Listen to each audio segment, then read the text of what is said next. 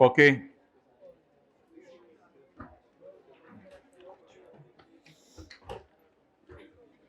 बहुत ही इम्पोर्टेंट हमारे दिन होंगे ये। आज और कल हम क्लास करते हैं, ज़रूरत पड़ी तो मंडे को थोड़ी देर बुला लेंगे। बहुत ही इम्पोर्टेंट ये दिन होंगे आपकी कुछ चीज़ों की रिवीजन के एतबार से भी और कुछ न्यूमेरिकल्स के एतबार से भी। पहले आज ये जो थ्योरी हमने पढ़नी है ये ख़त्म करते हैं, फिर आगे चलते हैं। चैप्टर नंबर 15 में आए। हमारा जो सेक्शन है आज वो है सेक्शन नंबर 136। पहले निकाल लें पेज 408 पर। कल के नोट्स में हम सुप्रीम कोर्ट डालना भूल गए थे, आज हम डाल देंगे। ये सुप्रीम कोर्ट की भी 2-3 लाइनें हैं। पेज 406 पे ये भी पढ़ लें, बल्कि कल पढ़ाई नहीं थी। Petition before supreme court. तो सुप्रीम कोर्ट फाइनल फोरम है अपील का। इसकी प्रोविजंस ओमिट हो गई थी 2005 में, क्योंकि वो ऑलरेडी पाकिस्तान के आइन में शामिल थी। अच्छा, आप एक चीज़ नोट करें, सुप्रीम कोर्ट का सेक्शन था 134, तो वो डिलीट हो गया है। अब 133 के बाद आपको मिलेगा 134A, alternate dispute resolution. Burden of proof. यहाँ पे हमारा अपील्स का चैप्टर खत्म हो जाएगा। आज जो बातें करते हुए हमारा आखिरी सेक्शन होगा, बल्कि सेकंड लास्ट, वो सेक्शन 124 ये अपील्स के चैप्टर में से नहीं होगा, ये असेसमेंट के चैप्टर का बकाया पोर्शन है। अपील्स का चैप्टर हमारा खत्म हो रहा है 2 मिनट में। अगर एक टैक्स पेयर अपील करे, कमिश्नर नहीं, कौन अपील करे? Tax payer. तो ये लायबिलिटी टैक्स पेयर ही की है कि वो साबित करे in case of assessment order या in other cases. Other cases क्या? आपको नॉन रेजिडेंट का रिप्रेजेंटेटिव करार दे दिया। It is the liability of taxpayer to prove that assessment order does not correctly reflect the tax. तो जाहिर बात है टैक्स पेयर ही साबित करेगा आके कि असेसमेंट ऑर्डर गलत था। कौन सा असेसमेंट ऑर्डर गलत था? सेक्शन 121 वाला या सेक्शन 122 वाला? आप आके साबित कर दें ये गलत था। तो टैक्स पेयर ही साबित किया करेगा कि असेसमेंट ऑर्डर गलत था, और कोई नहीं आके साबित करेगा। वो खुद साबित कर दे, उसका लॉयर आके साबित कर दे। इन अदर केसेस से मराद है आपके नॉन रेजिडेंट का रिप्रेजेंटेटिव करा दे दिया, तो आप खुद साबित करें that the decision of commissioner is erroneous, कि कमिश्नर का डिसीजन गलत है। तो बोले अगर आपने अपील की है तो आप ही साबित करेंगे कि कमिश्नर गलत है। अगर आपने अपील की है तो आप ही साबित करेंगे कमिश्नर गलत है, और कोई नहीं साबित करेगा। आप पेज नंबर निकल रहा होगा 408, निकालें। निकल आया?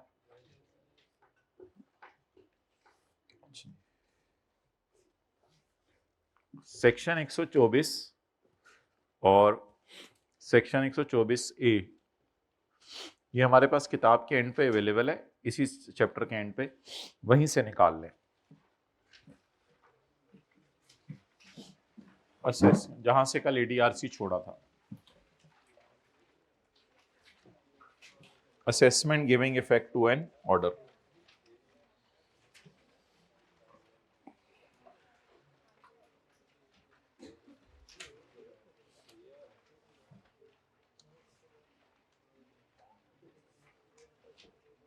कौन सा सेक्शन है? 124A नहीं, 124।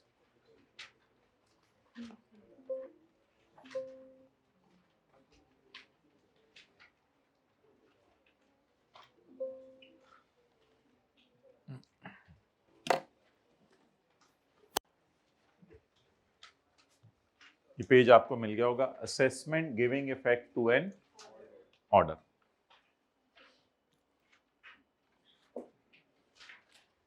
गिविंग इफेक्ट के ऊपर लिखें after, giving effect to an के ऊपर लिखें, गिविंग इफेक्ट टू एन को अंडरलाइन करें और ऊपर लिखें आफ्टर। इसके बाद यहां पे लाइन डाल के लिखें court order, court order, court, COURT, court का ऑर्डर। कोर्ट एपलेट ट्रिब्यूनल भी हो सकता है, हाई कोर्ट भी हो सकता है, सुप्रीम कोर्ट भी हो सकता है। अच्छा, अब बोलें असेसमेंट आफ्टर, इस सारे को मैंने कह दिया आफ्टर लिखें, असेसमेंट आफ्टर कोर्ट ऑर्डर।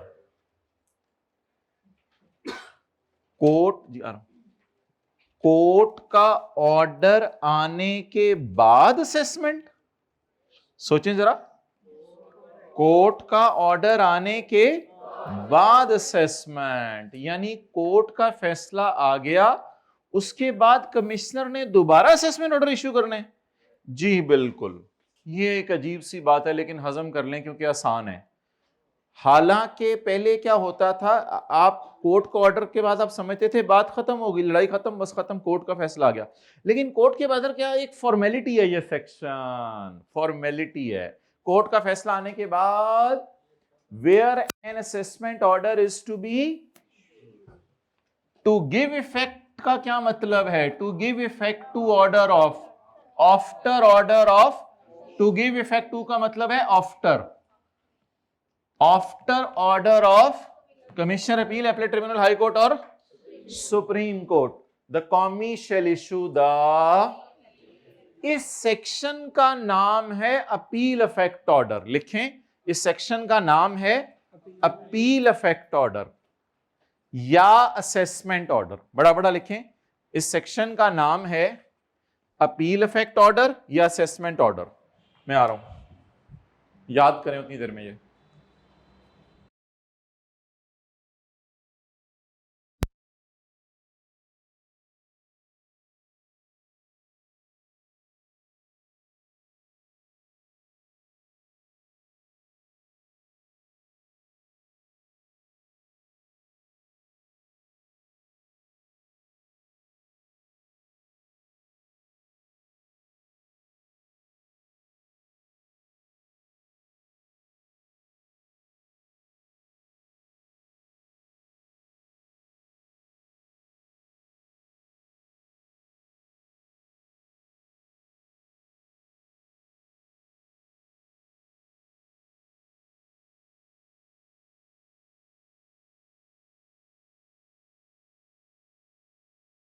इस सेक्शन के दो नाम है, assessment giving effect to an order तो है, बल्कि आप में तीन नाम है। असल नाम है इस सेक्शन का असेसमेंट ऑर्डर, क्योंकि असेसमेंट ऑर्डर इशू करना होता है कमिश्नर ने। वैसे इसका नाम है असेसमेंट, ऐसी assessment giving effect to a court order, assessment giving effect to a court order, या असेसमेंट आफ्टर कोर्ट ऑर्डर, या इसका नाम है अपील इफेक्ट, यानी अपील के बाद, अपील खत्म होने के बाद अपील इफेक्ट ऑर्डर। चलें जी लिखें, सेक्शन 124, सेक्शन 124 के ये दो नाम है, असेसमेंट ऑर्डर या assessment giving effect to an order या अपील इफेक्ट ऑर्डर। सबसे आसान नाम इसका ये है, जो है ही नहीं नाम इसका, असेसमेंट आफ्टर कोर्ट ऑर्डर।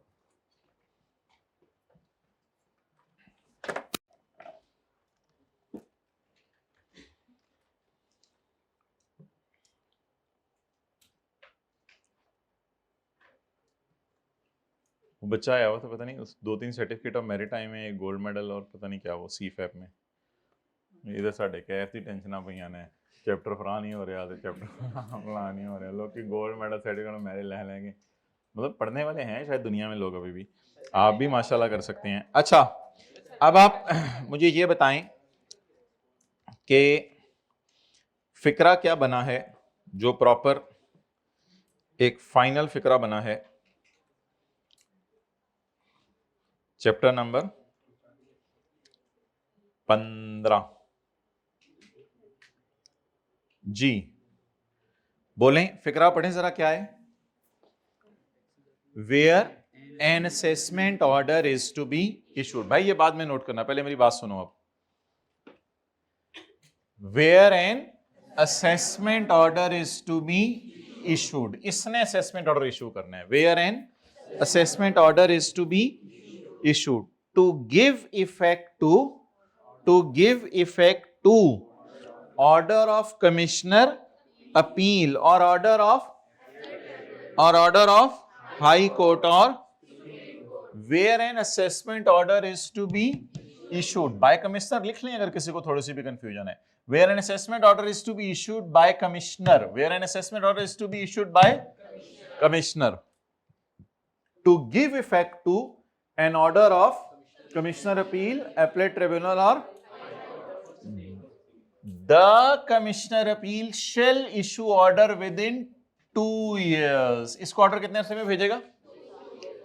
असल में 2 साल इतना लंबा टाइम इसलिए कि ये एक फॉर्मेलिटी सी होती है। हम इसको बता देते हैं कोर्ट ने यही कहा है और हम भी ये मान रहे हैं, अब केस में आगे नहीं जा रहे। मिसाल के तौर पे हाई कोर्ट पे बात क्लोज होगी, अब हम सुप्रीम कोर्ट नहीं जा रहे, या एपलेट ट्रिब्यूनल पे बात क्लोज होगी, अब हम आगे नहीं जा रहे। एक फॉर्मेलिटी सी होती है, इसलिए 2 साल में कभी भी कर दें, कोई मसला नहीं। बोलें जी। Where an assessment order is to be issued by commissioner after order of the commissioner shall issue the assessment order, the commissioner shall issue the assessment order within from the end of the financial year in which the appellate order was served, जिसमें appellate order serve हुआ है। तो यहीं पे example लिखें किताब पे। High court order serve on 22 November 2016। अब आप जवाब बता दें, इस सेक्शन वाला ऑर्डर कब तक इश्यू हो सकता है? सो अपील इफेक्ट ऑर्डर, जिसका आसान नाम क्या है? Assessment order. So appeal effect order can be, जी बताएं, can be issued by 30 June 2017 के एंड से गिनना शुरू करना है, 30 जून 17। तो ये इसकी एग्जांपल थी। तो कोर्ट का फैसला आने के फौरन बाद जो साल एंड हो रहा है उससे 2 साल के अंदर so appeal effect order can be issued by 30 June 2019 by commissioner to tax payer. हाँ, अगर फर्दर अपील हो रही है तो फिर वो देखिए, फिर तो नहीं। अच्छा,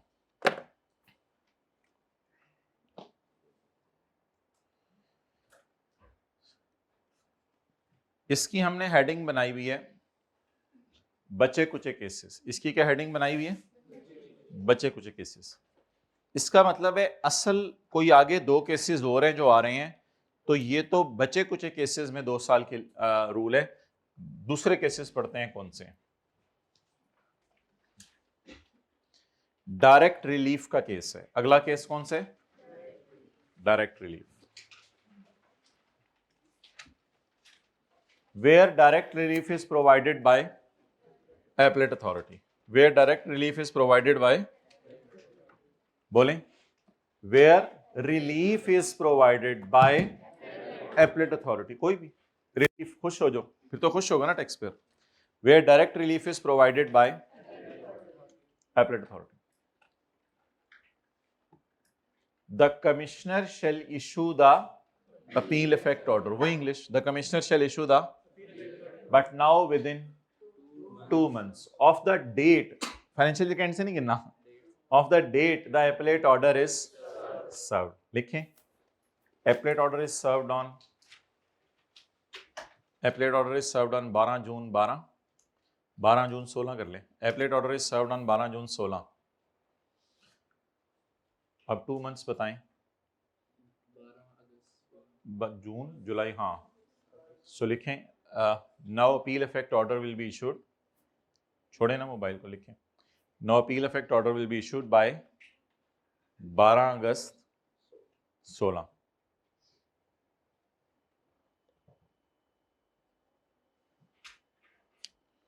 अच्छा, ये सेक्शन बड़ा आसान सा है, साथ साथ इसको देखते रहें। Where direct relief is provided by, where direct relief is provided by appellate authority, the commissioner shall issue the assessment order within 2 months.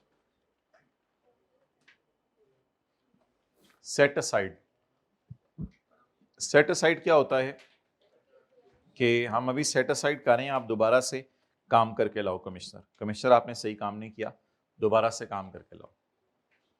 तो set aside अगले सफ़े पे लिखें, जाएं कमिश्नर दोबारा काम करें, अगले सफ़े पे आ जाएं, सेट असाइड, जाएं कमिश्नर दोबारा काम करें। वेयर एन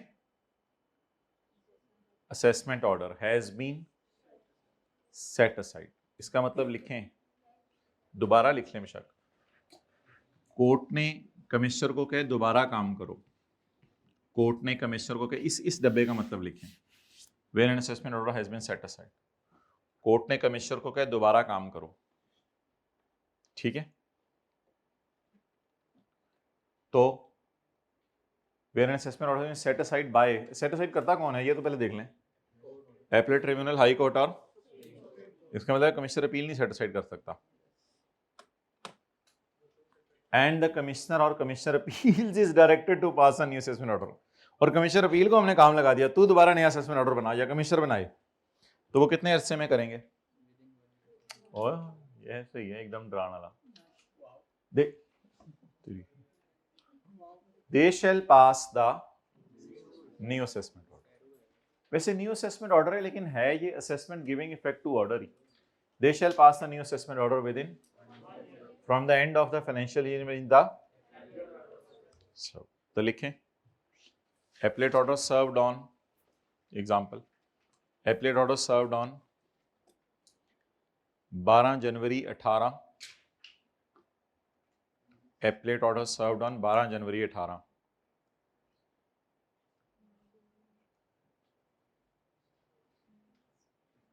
जाए, so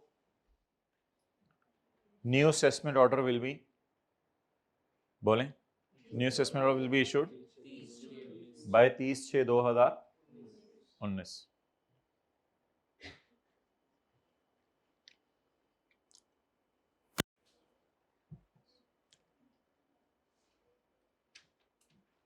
ओहो, ये एरो रह गया था, आ रहा है नीचे से, आ रहा है,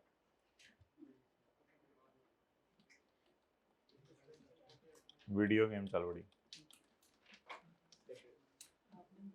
ओ, अच्छा अच्छा, नीचे भी कुछ था तो रह गया था, तो अगले सफा किया है, अगला सफे तो किया है, मैंने समझा अगला सफा करना है।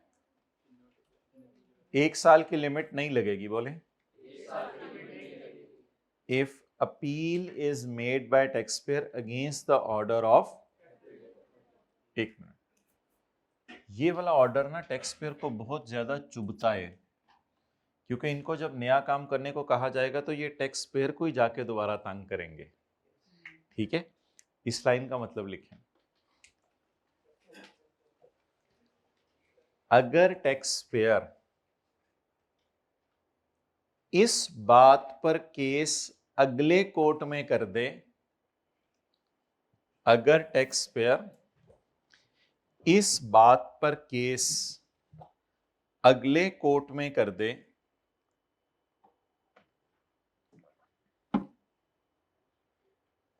कि पिछले कोर्ट ने इस बात पर केस अगले कोर्ट में कर दे कि पिछले कोर्ट ने, मतलब अगर सुप्रीम है तो हाई कोर्ट, कि इस बात पर केस कर दे कि पिछले कोर्ट ने, पहले लिखना पड़ेगा फिर समझ आएगा, कि पिछले कोर्ट ने सेट असाइड क्यों किया है, पिछले कोर्ट ने सेट असाइड क्यों किया है, तो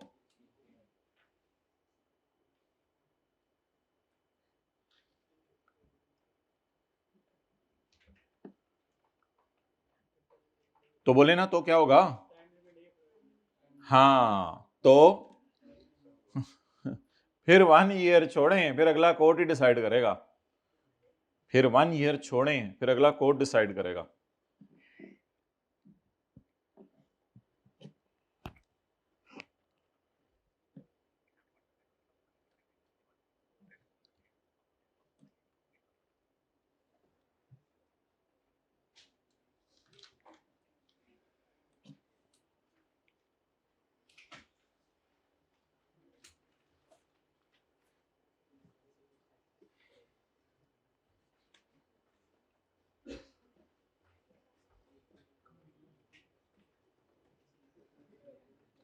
आप पढ़े इंग्लिश का फिक्रा।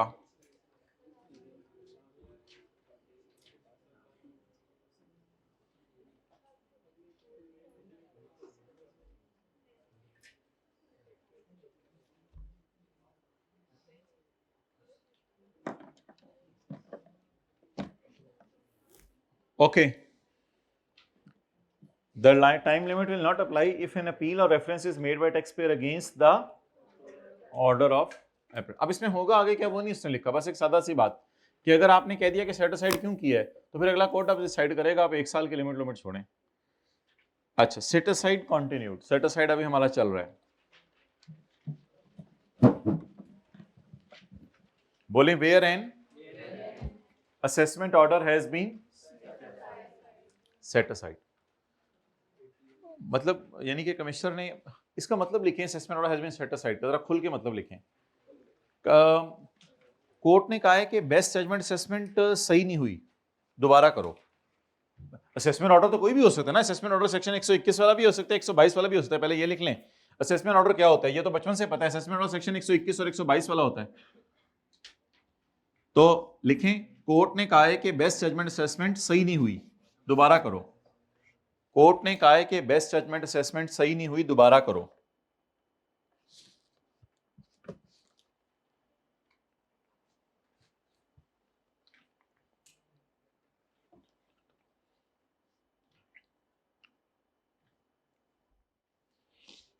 Where an assessment order has been set aside or modified, the proceeding will commence from the next stage। सारा काम दोबारा करना पड़ेगा या जो हो चुके सेट असाइड में उससे आगे करना पड़ेगा? मतलब अगर सब्जी कट चुकी है तो उसको अब दोबारा काट के सब्जी ही बनानी पड़ेगी या फिर उससे आगे काम चलेगा? उससे आगे काम चलेगा। मतलब अम्मी आपसे काम हैंड टेक ओवर करती हैं, तो जितना काम आप कर चुके होते हैं, दाल में से रोड़े रोड़े निकाल चुके होते हैं, वो वापस डालती हैं और फिर निकालती हैं, उससे आगे से होगा ना काम। It will not be necessary, ये जरूरी नहीं है, to reissue any notice which is already issued and it is not. आराम से आ, कहते मैं आ भी आराम से रहा हूं। तहम्मुल मिजाजी सीखे माय डियर, करें जरा। It will not be necessary to refurnish any return which is already। अगर कोई नोटिस पहले से इशू हो गया हुआ है, बोलें अगर कोई नोटिस, तो वो इशू करना दोबारा जरूरी या जरूरी नहीं है। और अगर कोई रिटर्न पहले से आपने जमा करवा दी हुई है, तो वो रिटर्न दोबारा जमा करवाना, अच्छा इधर से देख रहे हो, दोबारा जमा करवाना जरूरी नहीं है। चलें आगे। It will not be necessary to reissue any notice and it will not be necessary to ऐसे हाथ को ऐसे करें ना, it will not be necessary, left वाला, it will not be necessary to reissue any notice and it will not be necessary to refurnish any return. साथ वाले के नोज तक ले गए आप, हाथ होती है, लिमिट्स में रहा करें। ये क्या मतलब, थल्ले वाला एरो पहले ते उत्ते वाला एरो बाद च, चलो मर्जी है थोड़ी, साडा ते कॉन्सेप्ट भी मुक गया। अच्छा, confirms the taxes payable, ये तो मजे से आता है। ये जिंदगी में ऐसे ही लोग आते हैं और फिर चले भी जाते हैं। अभी आपके साथ वाला इंशाल्लाह चला जाएगा अपने इलाके में वापस, फिर आप दाएं बाएं हाथ मार के देख रहे होंगे लाइब्रेरी में किधर गया है। If the commissioner appeal appellate tribunal, high court और supreme court confirms the tax payable in the order under appeal, confirms the tax payable,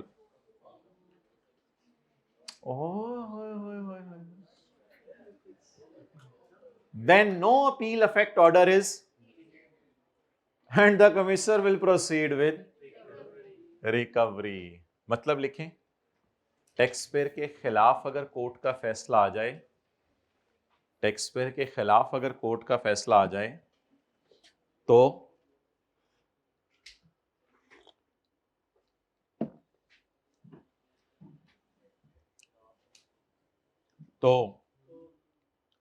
appeal effect order भेजे बगैर कमिश्नर पैसे लेने आ जाएगा। बस पैसे जब आ जाए, आपको पता है फिर ये लोग बेकाबू हो जाते हैं एफबीआर वाले। तो बोलें, तो अपील इफेक्ट ऑर्डर इशू किए बगैर कमिश्नर मांगने नहीं आ जाएगा, पुत्र लेके जाएगा, तो कमिश्नर पैसे लेने आ जाएगा। अच्छा दोबारा बोलें, क्या फिक्रा था? वो पुत्र रुजू लिखना थी तो अंग्रेजी से लिख रहे हैं, रोमन अंग्रेजी। अगर टीपी के खिलाफ कोर्ट का फैसला आ जाए तो ऑर्डर इशू किए बगैर वो कमिश्नर पैसे लेने आ जाएगा। अच्छा भाई, इसका कोई मतलब बता देना तो मैं उसको शाबाश दूंगा। अभी कल के इसके 100 रुपए भी रहते हैं, इसका कोई मतलब बता दे।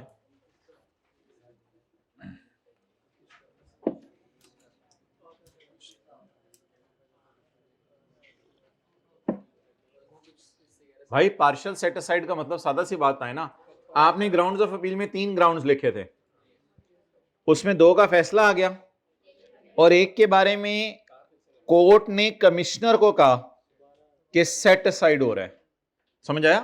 तो क्या कॉन्सेप्ट पढ़ने लगे हैं, टोटल सेट असाइड या partial set aside? Where the tribunal, high court और partly set aside an assessment order. An assessment order लिखें, an assessment order and confirms other issues. और अदर इश्यूज को क्या कर दे, the commissioner shall issue an, आगे छोटा सा लिख लें, for other issues. Commissioner other issues के बारे में फिर आपको अपील इफेक्ट ऑर्डर भेजेगा। The commissioner shall issue appeal effect order for other issues. Partial set aside हुआ है, फुल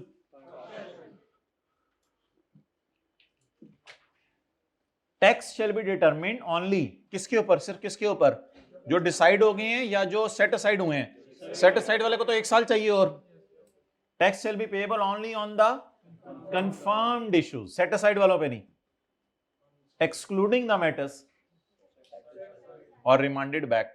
रिमांडेड का मतलब होता है रिमांडेड बैक। मतलब लिख लें, आपको अगर समझ नहीं आ रहा छोटी सी मिसाल लिखें। कोर्ट ने फैसला सुना दिया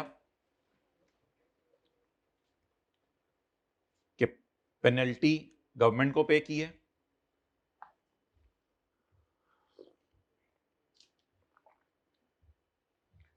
और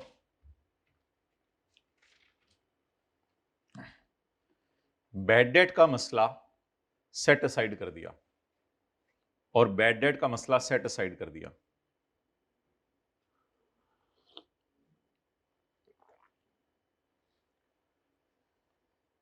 और बैड डेट का मसला सेट असाइड कर दिया। मैं मतलब फैसला नहीं सुनाया।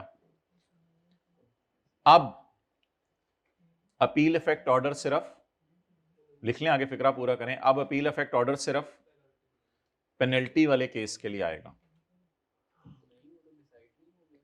डिसाइड होने वाले के ही तो अपील इफेक्ट ऑर्डर आते हैं, दूसरे का अपील इफेक्ट ऑर्डर तो 1 साल बाद आने हैं। अब फौरन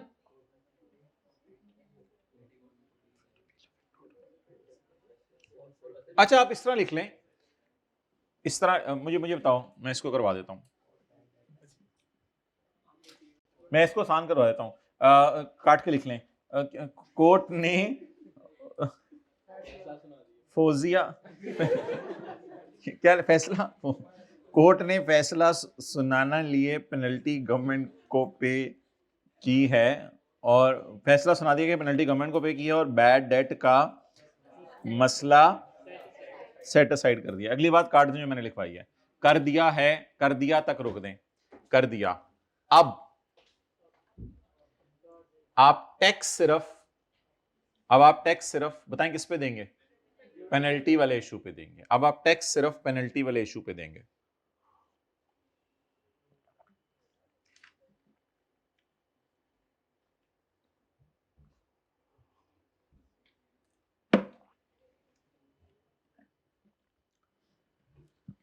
चलें जी रिवाइज करें।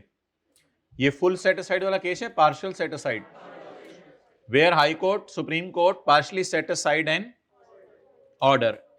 एन ऑर्डर से मतलब लिखिए an assessment order, and confirms और modifies other issues. Other issues को अंडरलाइन करके लिखें। अदर इशू कौन सा है, पेनल्टी वाला या दूसरा? ओहो, confirms other issues, confirms other issues, penalty वाला बोंगी ना हमारे। कंफर्म्स अदर इशू का मतलब है पेनल्टी वाला। और कौन सा सेट असाइड हो गया है, बैड डेट वाला। मैं कह रहा हूं इस दूसरे डब्बे के ऊपर लिखें पेनल्टी वाला, होने क्या गाल मुकाओ। तो फिर क्या होगा, कमिश्नर अपील इफेक्ट ऑर्डर भेजेगा, लेकिन tax shall be determined only on confirmed issue. Confirmed issue कौन सा वाला है, पेनल्टी वाला। दूसरा डब्बा कंफर्म्ड इशू के साथ लिखें पेनल्टी वाला, लेकिन कौन सा नहीं, बैड डेट वाला। Such tax shall be paid और कवर्ड अंडर दी लॉ। ये सच टैक्स पता है कौन सा वाला है, ये पेनल्टी वाला है, पेनल्टी वाला जो इशू डिसाइड हुआ है। अब ये टैक्स आपसे रिकवर होगा अकॉर्डिंग टू ऑर्डिनेंस। एक बार दोबारा देख लें। जब कभी हाई कोर्ट या supreme court partly set aside कर दे किसी मसले को और दूसरे को कंफर्म कर दे, तो आपके घर असेसमेंट अपील इफेक्ट ऑर्डर आ जाएगा।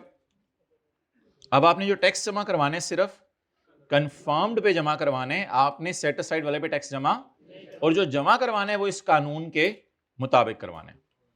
ओके, रिक्लासिफिकेशन, एने ज्यादा एरो, रिक्लासिफिकेशन। अच्छा,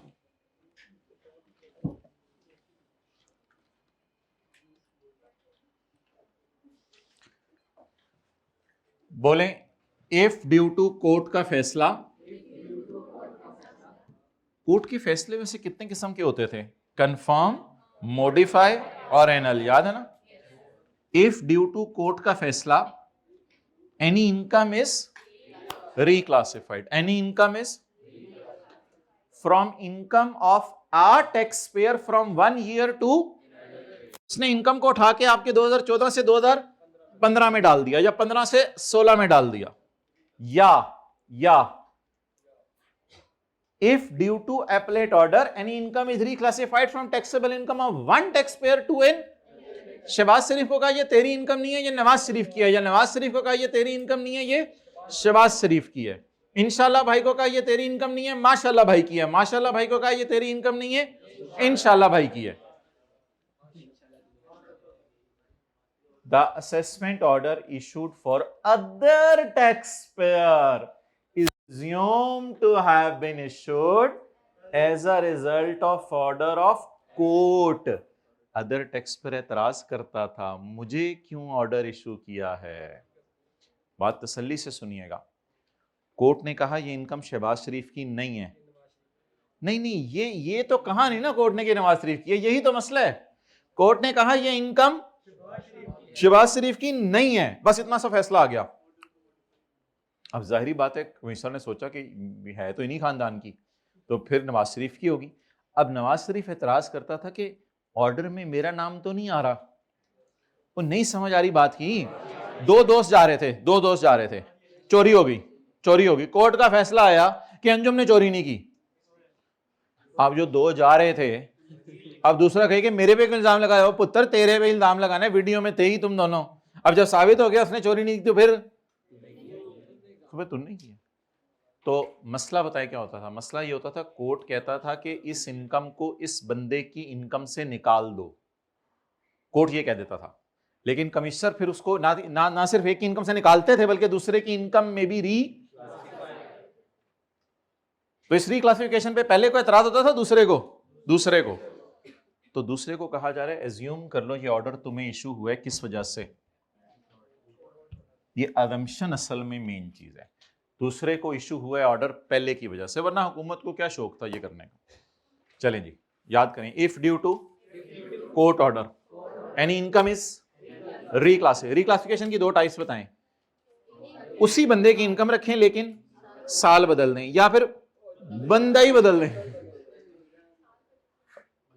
साल बदलें या बंदा बदले, साल बदलें या बंदा बदले, from the taxable income of a tax payer from 1 year to, और फ्रॉम 1 टैक्स पेयर टू, तो the assessment order issued for other tax payer is assumed to have been issued as a result of order of court. Court के फैसले की रोशनी में हमने आपको छेड़ा, वरना क्यों छेड़ना था।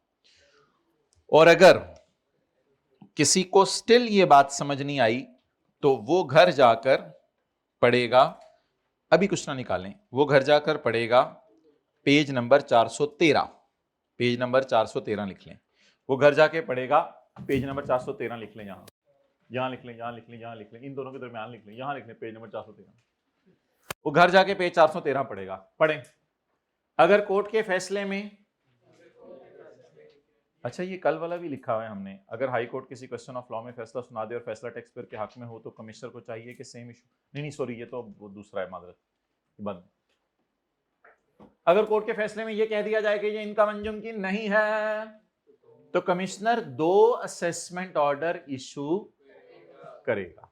थोड़ा सा इस तरह पढ़ेंगे, कमिश्नर 2 असेसमेंट ऑर्डर इशू, एक में क्या लिखेगा, ये इनकम अंजुम की, दूसरे में लिखेगा ये इनकम अकरम। अब अकरम ये एतराज नहीं कर सकता कि मुझे क्यों, अब ये एतराज नहीं कर सकता कि मुझे क्यों इशू किया, क्योंकि अकरम का ऑर्डर अंजुम के केस के फैसले के अबे इशू हुआ है।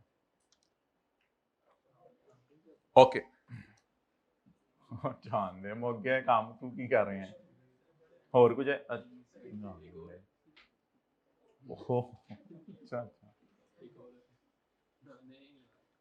General time limits and tax payment. भाई सेक्शन पे जनरल टाइम लिमिट्स नहीं लगती, जनरल टाइम लिमिट्स एक ही सेक्शन में, सेक्शन 122 में, वो जो 5 साल और वो लेटर और वो, इस सेक्शन में जनरल टाइम लिमिट्स नहीं लगती क्योंकि इसकी अपनी टाइम लिमिट्स हैं। इसकी टाइम लिमिट्स मैंने आपको बता दी हैं, 2 साल 2 महीने 1 साल, याद है, 2 साल 2 महीने 1 साल, इस सेक्शन की अपनी लाइफ टाइम लिमिट्स है। तो इस पे जनरल टाइम लिमिट्स, इस पे जनरल टाइम लिमिट्स नहीं लगती। कल आप आए थे, आप आए थे ना कल। Where appeal effect order is to be, कौन सा ऑर्डर, वेयर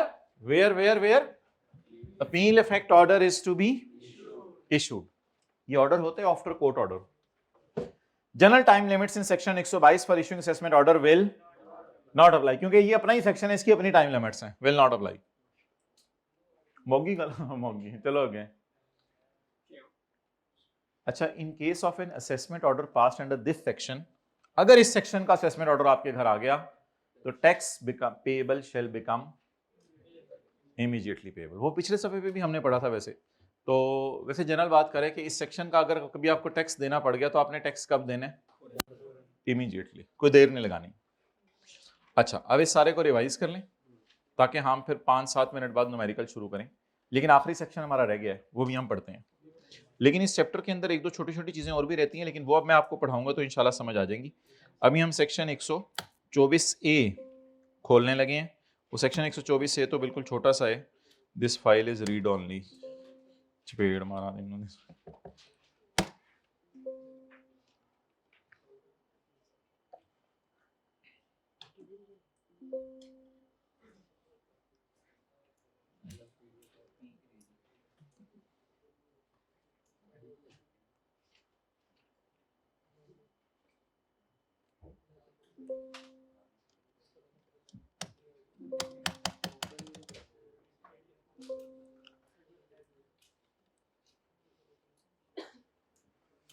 आखिरी सेक्शन 124 से, power of tax authorities to modify orders. बड़े ही आसान सा सेक्शन है। अगर आपके बारे में किसी कोर्ट ने कोई चीज डिसाइड कर दी, अब कमिश्नर को चाहिए कि उस इशू पर हर साल आपको बार बार ना छेड़े। मिसाल के तौर पे कोई एक ऐसा पॉइंट चल रहा है, बहस चल रही है कि ये तुम्हारे बैड डेट्स एक्चुअल होते हैं या नहीं होते। कमिश्नर कहता है ये बैड डेट एक्चुअल नहीं है, ये अंदाजा होता है, लोग दे जाते हैं, लेकिन आप हर साल कह रहे हो कि उस इलाके के डेटर इस तरह के वो पैसे नहीं देके जाते। अब लड़ाई है, वो कह रहा है प्रोविजन है, आप कह रहे हो एक्चुअल है। अच्छा, ये मसला उस इलाके के डेटर्स के साथ हमेशा ही आता है जिस इलाके पे बहस चल रही है, बाकी इलाकों से आपको बैड डेट रिकवर हो जाते हैं।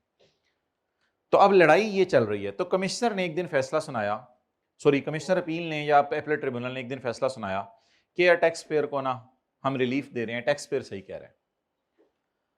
अब कमिश्नर को यह कहा जा रहा है कि अगर तुम किसी अगले कोर्ट में जा भी रहे हो तो जाओ, लेकिन उस इशू पर अगर नया कोर्ट फैसला ना सुना दे तब तक उस इशू पर किसी अगले साल में इसको ना छेड़ना, क्योंकि ये किताबी बातें हैं, कोर्ट जल्दी फैसला सुना देते हैं, सुप्रीम कोर्ट तो बहुत ही लेट फैसला सुनाता है। तो फर्ज करें हाई कोर्ट ने किसी बंदे के हक में फैसला सुना दिया कि इस पॉइंट पर टैक्स पेयर सही कह रहा है, इस पॉइंट पर टैक्स पेयर, मतलब कोई बंदा 2 नंबरी करता था, लोगों ने कहा नहीं ये 2 नंबरी, ये चोरी नहीं है, ये तो चलता है, गलत बात है वैसे ये तो चलता है। अब किसी कोर्ट ने कह दिया हाँ ये चलता है, लेकिन कमिश्नर को गुस्सा चढ़ा, अगले कोर्ट में चला गया। अब हर साल अगर वो बंदा वो हरकतें कर रहा है तो कमिश्नर मान जाए कि ये चलता है, बार बार तंग ना करे ना उस बंदे को, क्योंकि कोर्ट ने तो फैसला सुना दिया है। लेकिन जब अगले कोर्ट का फैसला आए, और पुत्र तेरे अद्धे फैसले जो सो गया सी, लेकिन जब अगले कोर्ट का फैसला आए, अभी तुझे जगाते हैं न्यूमेरिकल तेरे लिए रखा हुआ है आज, लेकिन जब अगले कोर्ट का फैसला आए तो फिर सारे पुराने ऑर्डर्स क्या कर दिए जाएंगे, modify. I am giving the example for the last time, bring the camera here भाई के लिए। हर दफा एक मसला आता था, मिसाल के तौर पर कि स्टॉक को अगर गल सड़ जाए एक्सपेंस में लेके जाना है या नहीं। वैसे ये हमारे सिलेबस का कॉन्सेप्ट नहीं है, एक मिसाल दे रहा हूं। तो कमिश्नर कहता था ये तो एक्सपायर हुआ है, बाद में कभी बिक जाएगा, लेकिन टैक्स पेयर कहता था भाई गल सड़ गया, मैंने फेंकने लगा हूं। वो कहता है फेंको, कहता नहीं फेंकूंगा नहीं। अब हर साल कुछ स्टॉक हमारा ऐसा होता था जिसपे मसला आता था। अब उस पर एक बड़े कोर्ट का फैसला आ गया, एपलेट ट्रिब्यूनल का या हाई कोर्ट का फैसला आ गया कि टैक्स पेयर सही कह रहा है। अब कमिश्नर अगले सारे सालों में ना इस इशू पर इसको तंग ना करे, क्योंकि कोर्ट का फैसला आ चुका है। और लेकिन अब अगर बाद में अगला कोर्ट टैक्स पेयर के खिलाफ फैसला सुना दे, अब कमिश्नर पिछले सारे सालों को उठा के क्या कर देगा, मॉडिफाई। ट्राई करें जरा पढ़ने की, समझ आ रहा है। Where a question of law is decided, फैसला आ गया है, where a question of law is by high court, और इसी में आगे जा सकते हैं ना, सुप्रीम कोर्ट उसने नहीं लिखा क्योंकि उसके बाद आगे नहीं जा सकते। अब याद करें, बोलें, where a question of law is decided by high court और एपलेट ट्रिब्यूनल। हाई कोर्ट या एपलेट ट्रिब्यूनल कोई फैसला सुना दे, द कॉमी में फॉलो दिस डिसीजन। कमिश्नर अब बस अब आ गया फैसला, इस फैसले को कमिश्नर तू क्या कर, मान जा, इस कमिश्नर इस फैसले को तू, कमिश्नर ने कहा मान गया, मतलब क्या, for same tax payer for other years pending before him. I think it's clear now. For same tax payer for other years pending before him, even if commissioner is going in an appeal against the कौन सा order, court order, चाहे आप court order के खिलाफ आगे भी जा रहे हैं, कोई मसला नहीं। तो बोले अगर किसी कोर्ट ने has been decided by high court और एपलेट ट्रिब्यूनल, आगे लिखें in favour of tax payer, ये सेक्शन की थीम ही ये है, in favour of tax payer लिखें। Where a question of law has been decided by High Court or Supreme Court in favor of, so the commissioner will follow for same taxpayer for, even if commissioner is going in and against the court order। और बाद में क्या हुआ, बाद में पुट्ठी हो गई बात, हेडिंग नहीं बदली, हेडिंग मैंने वही रखी है, सेक्शन ही वो है ना, तो इसका पॉइंट 2 आ गया, पहले पॉइंट 1। जादू देखें, अगला सफा आ गया। In case, और बोले ना, in case the decision is, ये तो मैंने आपके समझने के लिए लिखा आगे। अब तो कमिश्नर कहेगा चल निकल आजा, मैं कहता था ना ये मसला है, और तो जो मुझे ठंडा करके रखा हुआ है, तुम लोग इधर ठंडा करके रखा हुआ है कमिश्नर को, फॉलो मान जा कमिश्नर मान जा, कमिश्नर को ठंडा, कमिश्नर को और ना तंग किया कर। कहते हैं मिन्नू जो तुझे ठंडा करके, तो कमिश्नर में फॉलो दिस डिसीजन।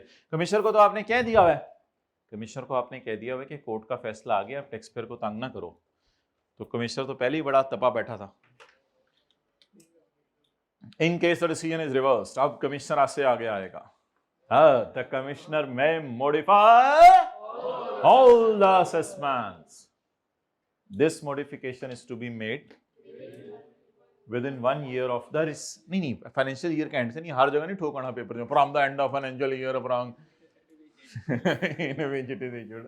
ये from the 1 year of receipt of appellate order. तो लिखें एपलेट ऑर्डर। अच्छा, ये सेक्शन पेपर में कैसे पता चलेगा? इस सेक्शन का नाम हुआ करेगा modify orders. Power of tax authorities to modify, assess नहीं, अमेंड नहीं, वो लॉ में करने में नए नए लफ्ज निकालने थे ना, मॉडिफाई। इस सेक्शन का नाम है मॉडिफाई। तो in case decision is reversed, the commissioner may modify all the assessments. Commissioner may modify all the assessments. This modification is to be made within. अच्छा, एग्जांपल से लिखें। अच्छा, थले भी कुछ लिख याद है? जान दो यार, बस करो। इन दिस के general time limit for issuing will not apply, मतलब सेक्शन 122 वाली लिमिट नहीं है, क्योंकि इसकी अपनी लिमिट है। तो लिखें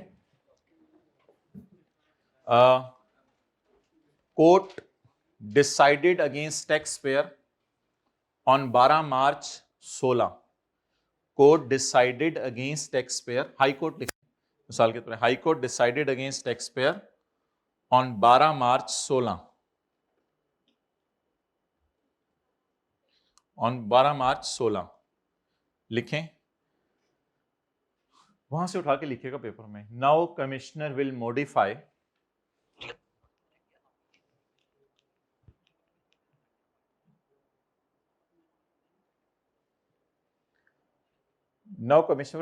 all the assessments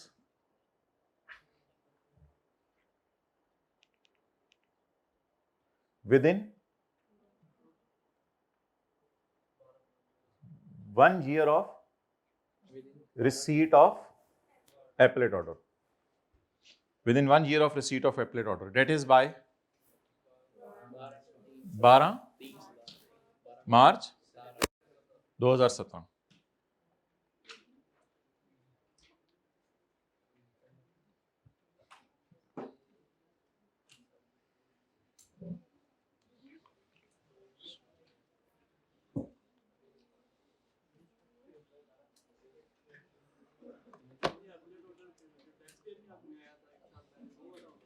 हाँ, यही तो मैंने आपको लिखवाया है पहले, पीछे देखें क्या लिखवाया था मैंने आपको। Where a question of law has been decided by High Court in favor of taxpayer लिखवाया मैंने। ओके, ये मैं आपको रिवाइज करवाता हूं, वरना कल भी करवा दूंगा रिवाइज। वैसे इसकी उर्दू के लिए भी सफा लिख लें। इसकी उर्दू लिखी हुई है पेज नंबर 413 पे। अच्छा, अगर हाई कोर्ट किसी क्वेश्चन ऑफ लॉ में फैसला, और फैसला टैक्स पेयर के तो हक हो, तो कमिश्नर को चाहिए कि सेम इशू पर बाकी सालों के लिए तंग, ख्वाह कमिश्नर हाई कोर्ट के फैसले के खिलाफ आगे ही क्यों ना। हाँ, अगर बाद में सुप्रीम कोर्ट ऑफ कमिश्नर के, तो कमिश्नर आप पिछले सारे सालों को उठाकर लेकिन बदलने का नाम मॉडिफिकेशन रखना है। सारे सालों को बदल देगा और हर साल में टैक्स पेयर की इनकम बढ़ा देगा। अब 122(2) और 122(4) वाली टाइम लिमिट, क्योंकि इसकी टाइम लिमिट अलग है, वो कितने साल हैं? 1 साल। इसकी टाइम लिमिट अलग है। ओके, इसको हम रिवाइज कराते हैं आपको, फिर इसके बाद हमने न्यूमेरिकल शुरू करना है। फिलहाल आप तशरीफ लाएं चैप्टर के टॉप पे। ये डायग्राम हमने सेल्स टैक्स में पढ़ ली हुई है, पेज 383 वाली, ये जो हमारी रहती थी पेज 383 वाली, ये डायग्राम हमने पढ़ ली हुई है। इसको निकालें, पेज नंबर 383, और इसको पढ़ें।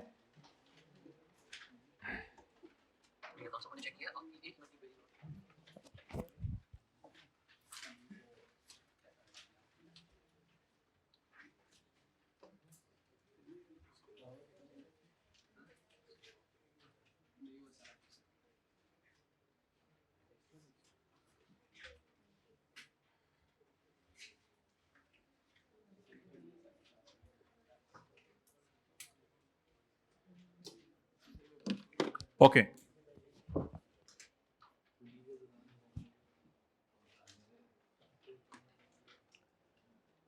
अगर नोटिस ऑफ,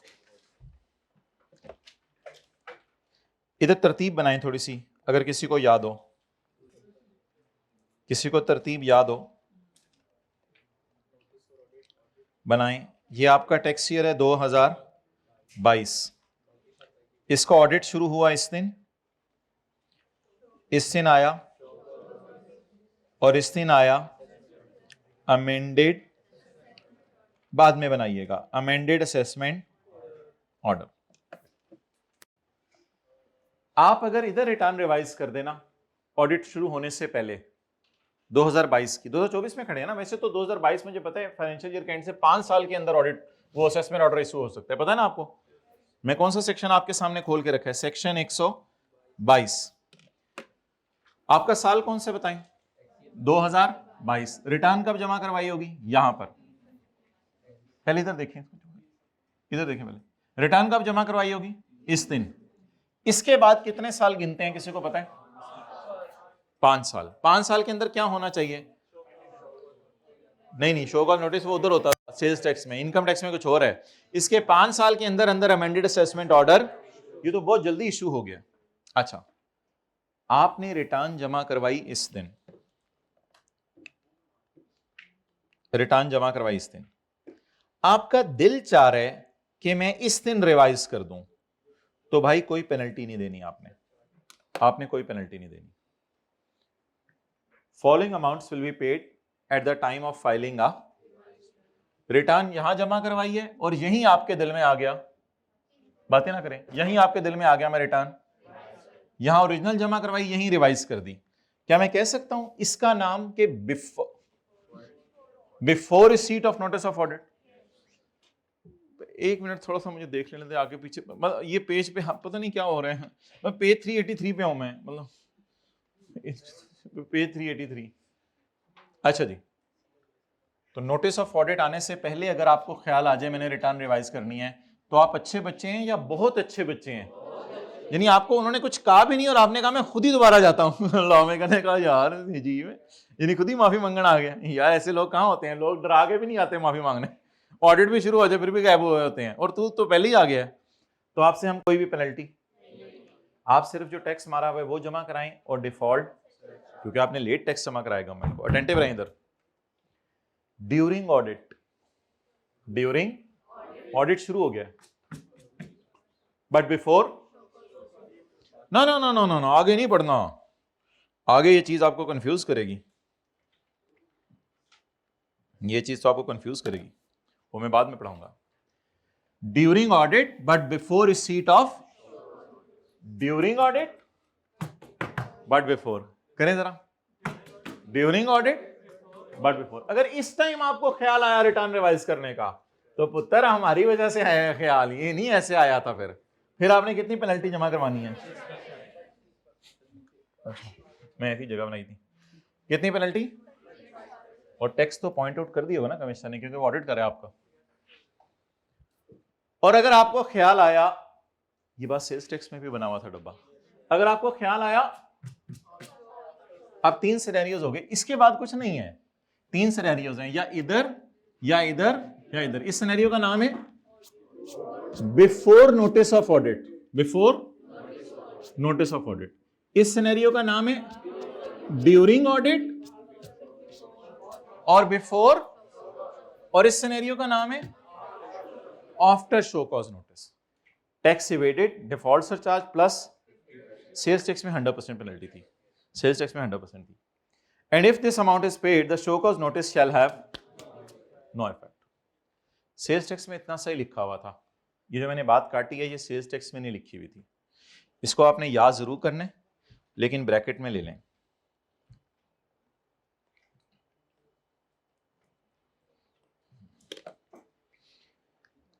ये लाइन में क्यों नहीं पढ़ाता होता फॉर अमेंडमेंट ऑफ असेसमेंट, ये लाइन में इसलिए नहीं पढ़ाता होता कि बच्चे समझते हैं कि ये भी हो गया, कहीं नहीं लिखा हुआ अमेंडमेंट हुई है। भाई बड़ी इंपॉर्टेंट बात करने लगा हूं, कहीं नहीं लिखा हुआ अमेंडमेंट हुई है। पता है लिखा क्या हुआ है, लिखा ये हुआ है कि show cause notice for amendment, amendment नहीं हुई, लिखा हुआ है मैं बार्किंग कर रहा हूं फॉर बाइटिंग, बाइटिंग नहीं की, बस ये लिखा हुआ है। आई एम, डॉगी आया कहते I am barking, I am barking, आपने कहा क्यों, कहते फॉर बाइटिंग, फॉर बाइटिंग, तो बार्किंग तो कर गया ना, लेकिन बाइट भी करके गया। अब कोई बंदा है मैं आया हूं तुम्हें मारने, मैं आया हूं तुम्हें मारने, मार के भी गया नहीं, वो मारने हैं। तो बच्चे ये लाइन पढ़ के समझते हैं अमेंडमेंट हो गई है, कुछ बच्चे यहां भी समझते हैं अमेंडमेंट हो गई है। ओ भाई अमेंडमेंट नहीं हुई, ना यहां हुई है ना। तो 3 सिनेरियोस बताएं। Whenever it comes to your ख्याल before receipt of notice of no penalty, दौराने audit but before show cause notice, after show cause notice। और एक बात क्या डाल के आनी है साथ, शो कॉज नोटिस लोगों को क्यों इशू होते हैं, for amendment. Show cause notice क्यों इशू होते हैं, लेकिन हुआ नहीं इशू, क्योंकि अगर ये इशू हो जाता है ना, फिर इसके बाद अब कोई चारा नहीं है, फिर तो आपने फिर अमेंडेड असेसमेंट ऑर्डर की अपील ही करेंगे और टैक्स जमा कराएंगे, क्योंकि ये इशू हो गया, फिर आप 30 दिन में अपील में जाएंगे और टैक्स जमा, और फिर अगर टैक्स जमा नहीं कराएंगे तो 30 दिन का स्टे लेंगे कमिश्नर अपील से, फिर तो वो लंबी बातें हैं। तो बता दें यहां सेफेस्ट जोन कौन सा है, सेफेस्ट जोन यहां रिटर्न रिवाइज कर दें, नहीं तो यहां रिटर्न रिवाइज कर दें, नहीं तो, और अगर इसके बाद आपने रिटर्न रिवाइज फिर अमेंडेड असेसमेंट ऑर्डर ही होगा। वैसे इसके बाद भी रिटर्न रिवाइज हो सकती है, लेकिन फिर पेनल्टी 100% होती है, वो बात उसने यहां लिखी नहीं हुई। तो आप बता दें 3 सिनेरियोस। बिफोर में कोई पेनल्टी नहीं, ड्यूरिंग में और आफ्टर में। अच्छा आज एक मजे की बात सुने, पिछले सफे पे आए, page number 380, page number 380 point C. कहते वैसे एक बात बता दूं,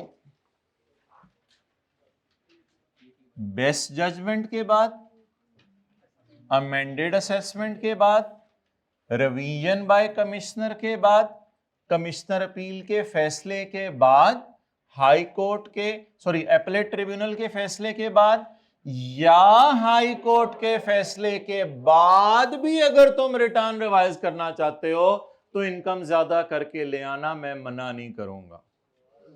कहते आप आ जाना, कोई मसला नहीं। असल में एक बात सुने ना, हाई कोर्ट सुप्रीम कोर्ट सारी गलतियां तो पकड़ नहीं सकता ना। हाई कोर्ट सुप्रीम कोर्ट ने पकड़ लिया यार इसकी दुकान लाहौर में भी है, कराची में है, शेखुपुरा में भी है, गुजरांवाला में भी है, ये पकड़ लिया सब कुछ, और हाई कोर्ट ने केस सुना दिया और आप भी घर बैठे, कमिश्नर भी घर बैठे, सारे मजे में। बस आपको बैठे बैठे ख्याल आया मेरी तो पत्तों की में भी दुकान थी, बेगम ने कहा जा फिर बता के आ। कोई कोर्ट पकड़ नहीं सका, कोई कमिश्नर पकड़ नहीं सका, लेकिन आपको तो पता है ना, ये अंदर है ना आपके, तो अंदर जागा और अंदर जाके अंदर ने कहा कि रिटर्न रिवाइज करो, तो कमिश्नर ने कहा होने के रिटर्न रिवाइज करने आ गया, तो हाई कोर्ट सुप्रीम कोर्ट तक बात फैसला। कहा एक और भी चक्कर था, तो बता इधर तुझे बताता हूं मैं। तो हुकूमत ने कहा ऐसी रिटर्न भी रिवाइज हो सकती है, तो बताएं रिटर्न रिवाइज करने का रास्ता मरते दम तक, वो मरते दम तक तो नहीं खुला, उसमें भी है। असल में जो सिस्टम है FBR का, वो काफ़ी ज़्यादा अरसे बाद रिटर्न एक्सेप्ट भी नहीं करता। हमारे लॉ में यहाँ लिखा नहीं हुआ कुछ कि रिटर्न रिवाइज कब तक कर सकते हैं, ये भी सुन लें, हमारे लॉ में ये नहीं लिखा हुआ। सेल्स टैक्स में लिखा हुआ था 60 दिन में कर दें या 120 दिन में कर दें, और फिर ये सिनेरियो। हमारे लॉ में यहाँ लिखा नहीं हुआ रिटर्न रिवाइज कब तक कर सकते हैं। लेकिन छोड़ें, अभी मैं कोई और बात कर रहा हूँ आपसे। बोलें आपकी बेस्ट जजमेंट हो गई और अमेंडेड असेसमेंट भी हो गई, या फिर रिवीजन बाय, या कमिश्नर अपील का फैसला आपके खिलाफ आ गया, या एपेलेट ट्रिब्यूनल का, या, और उसके बाद भी आपको पता चला कि मेरी कैपिटल गेन इनकम किसी ने नहीं पकड़ सकी, इतना बड़ा माई का लालूम है, और आपको खुद ख्याल आ गया कि मैं ये हुकूमत को बता दूं, तो yes you can go any time. ये हमारा पेंडिंग नहीं था, पता नहीं किसने कहा पेंडिंग है, खत्म हो गया। Taxable income is income determined in issued by, ये वाले टैक्स अथॉरिटीज ने इशू किए हैं, और इशूड बाय ये वाले ऑर्डर्स किसने इशू किए हैं,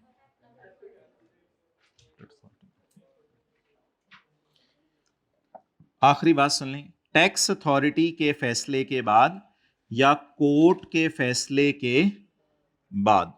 बोले बोले सारे तरह, टैक्स अथॉरिटी के फैसले के बाद या कोर्ट के फैसले के बाद भी हम इनकम रिवाइज लेकिन शर्त ये कि इनकम को क्या करके लाने हैं, greater. Taxable income is revise return is more than the income determined in the previous order issued by, या अगर लॉस है तो लॉस इन रिवाइज रिटर्न, फिक्रा वही, इनकम की जगह loss in revised return is less than the loss determined in the issued by tax, और loss को कम करके ले आए या इनकम को ज्यादा करके ले आए। लेकिन अगर इनमें से कोई कंडीशन पूरी नहीं हो रही तो रिटर्न रिवाइज नहीं हो सकती। ये तो सारा पढ़ लिया था हमने, ये वाली लाइन रहती थी।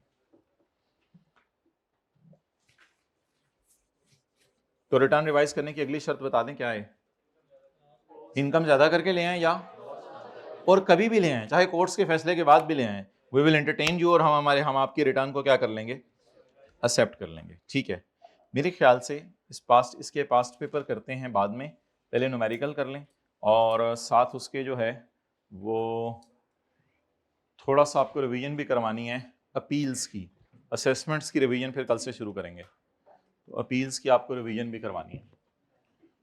कल से तो कोई शायद याद करने वाला नहीं हुआ करेगा, तो फिर न्यूमेरिकल ही पे ही हमारा फोकस होगा और थ्योरी के सवालों पे। निकालें जी पास पेपर का क्वेश्चन, नफीस वाला। हाँ मुझे पता है कैपिटल गेम में 3-4 लाइनें रहती हैं, एक दो जगह भी रहती हैं, डेट आई ऑल नो, मैं इंशाल्लाह खुद कराऊंगा। निकालें चैप्टर 18, कौन सा वाला भाई का सवाल है कि ये 25% और 50% किस पे लगाना है। वी आर वेरी अनलकी के पेनल्टीज की अमाउंट्स हमारे सिलेबस में नहीं है। जो जुर्म की तुम्हारी पेनल्टी बनेगी उस पेनल्टी का सिर्फ 25% दे देना, पेनल्टीज के सेक्शन हमारे सिलेबस में नहीं है।